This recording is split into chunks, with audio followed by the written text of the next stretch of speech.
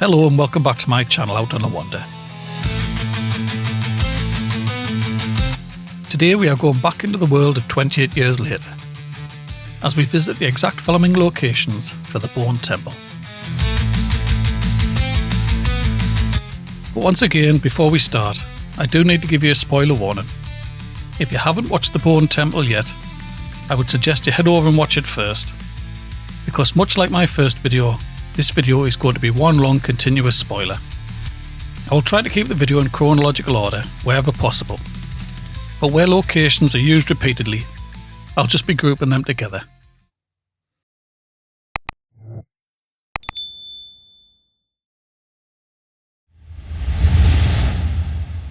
The Richard Dunn Sports Centre. The first location we're visiting is the Richard Dunn Sports Centre in Bradford, West Yorkshire. Built between 1974 and 1978. The centre's big top design was inspired by Kenzo Tange's Yoyogi National Gymnasium in Japan. The centre was named after the local boxing hero Richard Dunn, who famously fought Muhammad Ali for the world heavyweight title in 1976. The building served as the city's primary leisure hub for over 40 years, before its closure in 2019. In September 2024, the centre was chosen as a primary filming location for 28 years later, the Bolton Temple. The empty pool was used for the bulk of the filming, with characters from the Jungle Adventure pool visible in the background. However, I struggled to find one of the characters used in the opening scene, a wildcat which I now believe was simply a prop added to the set.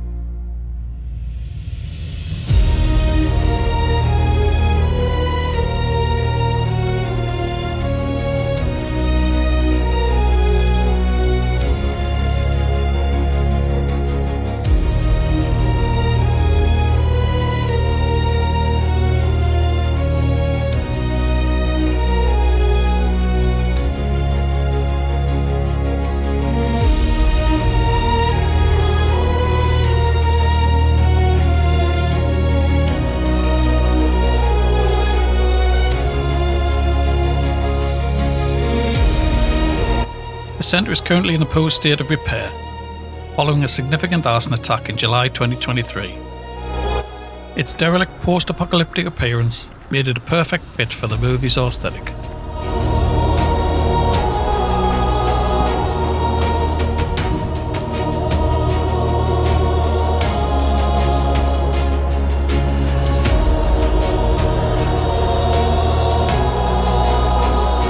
The centre's car park also made an appearance, being used in the movie's opening title sequence.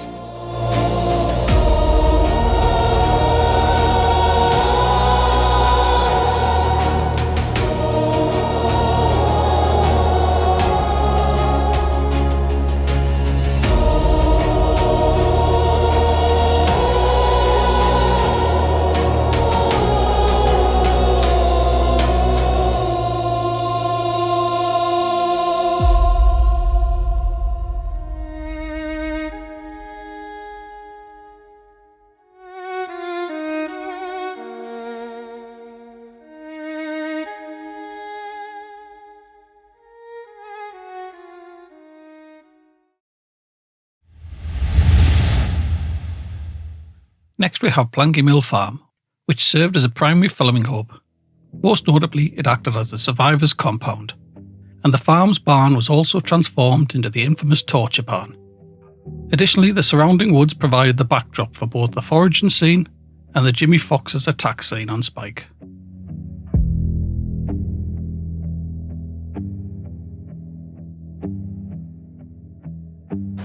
The surrounding woods provided an ideal backdrop for the foraging scene.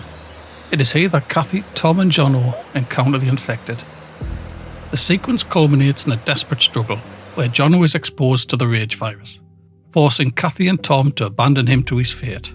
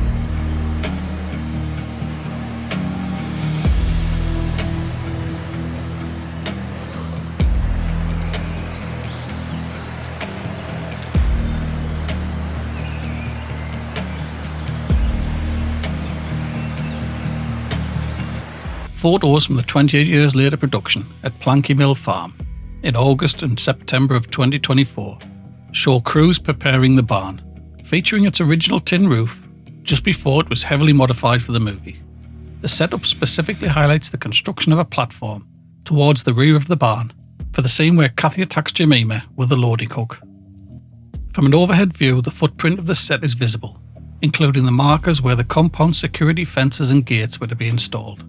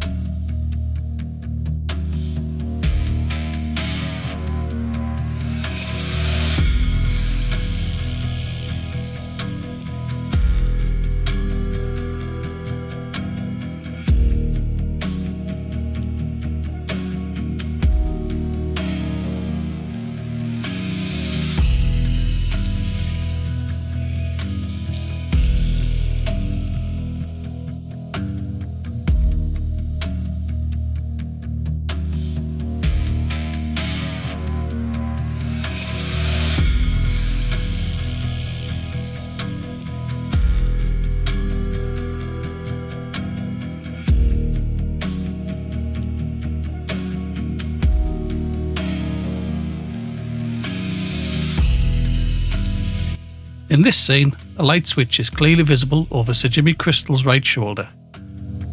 Even now, the melted casing of that switch can still be seen on site.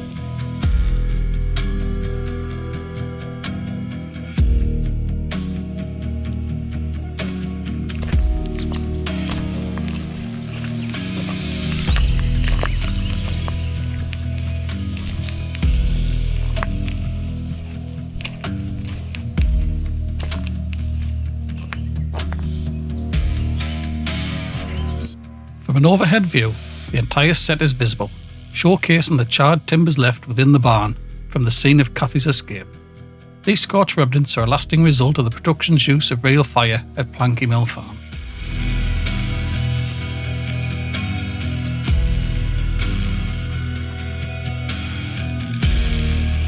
Despite its Hollywood history, the farm now feels eerily untouched, as if it has been truly abandoned for decades.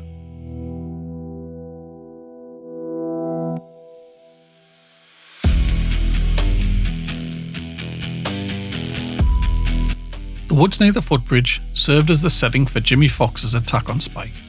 In this scene, used later in the film, Spike is attacked by the infected while attempting to desert the Jimmies, and while overpowering the infected, Jimmie Fox ambushes Spike, pinning him to the ground.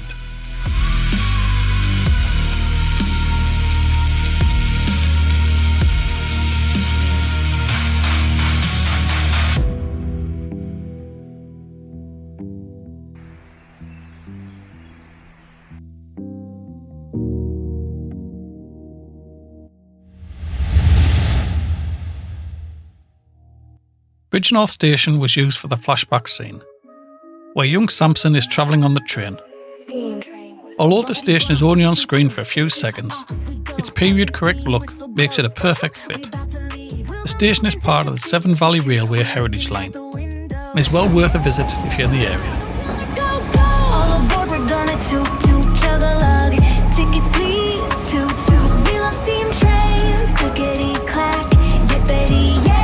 Bumpity bump, we on a steam train. The steam billows, going up the hillow. Whistle blows, here we go.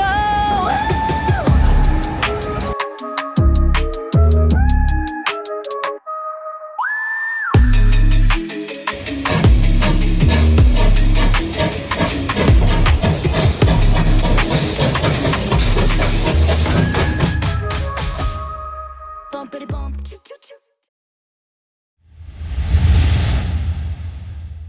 Embsay and Bolton Abbey Steam Railway.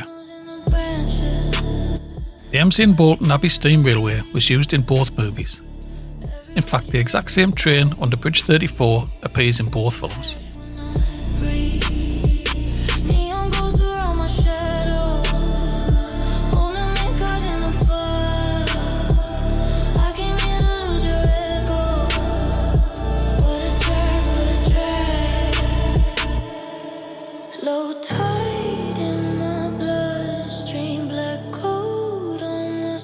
At this location, we see the scene where Dr. Kelson drops a body from the train.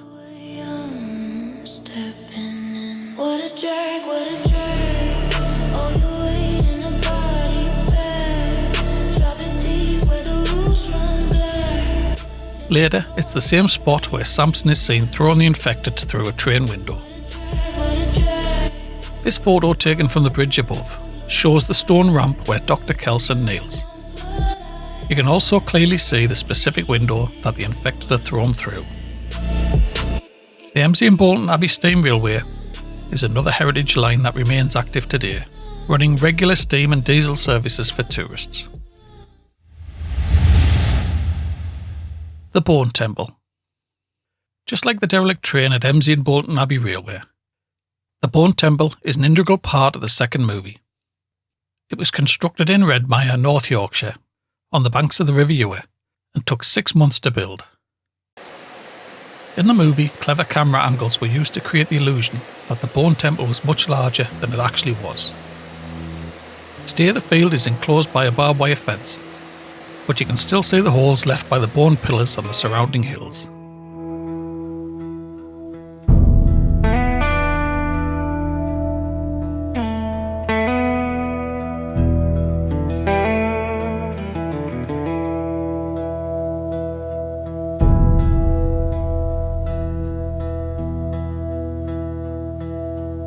Scared crows in the empty sky, turning slow and drifting wide. There's a watcher in the field tonight, with the wind for company.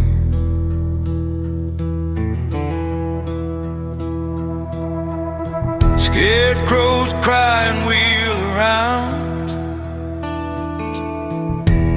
Dark wings tracing silent sound, but they leave the lonely guardian standing where the roots run deep.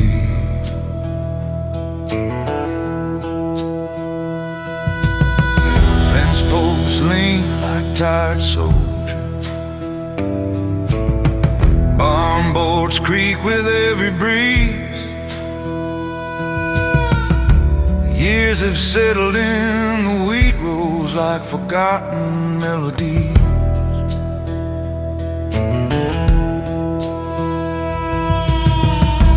Someone placed that silent figure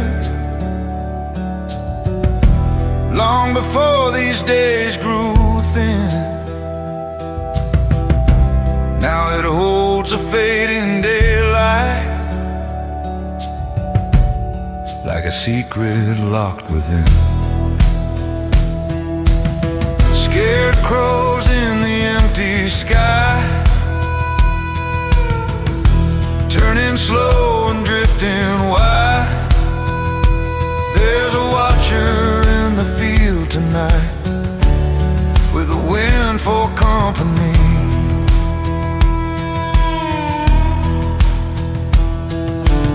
Scared crows cry and wheel around, dark wings tracing silent sound, but they leave the lonely guardian standing where the roots run deep.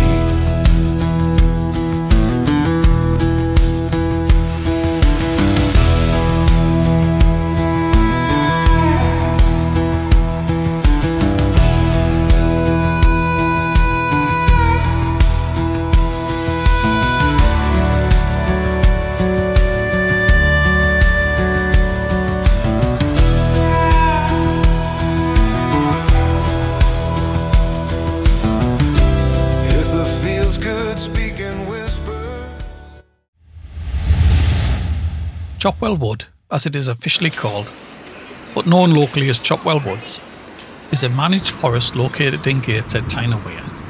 This is a 360-hectare forest known for its dense mixed trees, forest roads, and is a popular area for walking, cycling and horse riding. The film crew, under direction from Danny Boyle, were granted access to the Wellbeing Trail on the eastern side of the woodland, along with the Coop, which is a patch of woodland in the middle of the walk area. This was used to film the background woodland shots for the movie.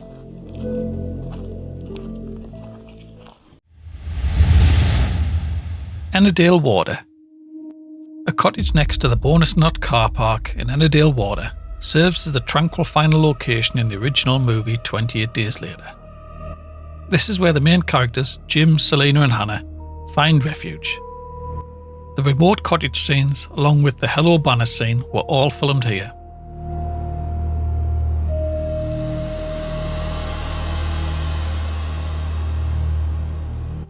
The cottage and the surrounding area were all revisited for the Bone Temple.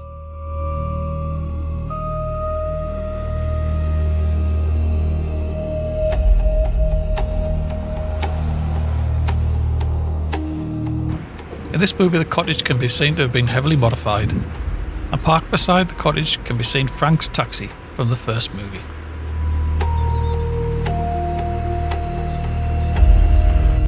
And the mountain slopes opposite the cottage were used for the final chase scene, where Spike and Jimmie Inc. are being chased down the mountain.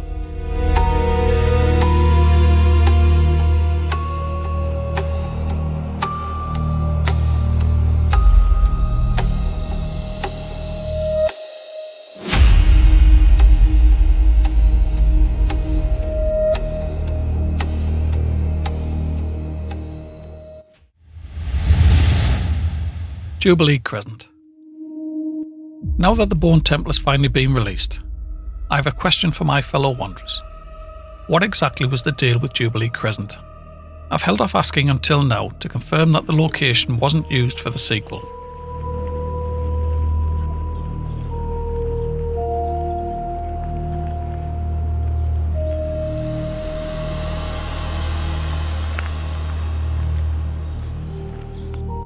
During production for the first movie, One house in particular was fully dressed, and I spotted robotic sheep placed on the lawn with a full camera crew in tow.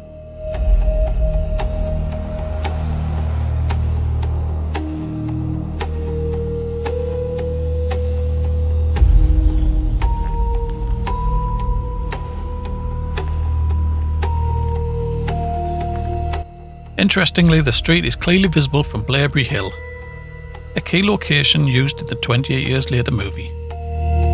Thanks for watching, and if you enjoyed this location tour, please hit like and subscribe. And don't forget to check out my original video on the 28 Years Later. I'll leave a link for that video in the comments below.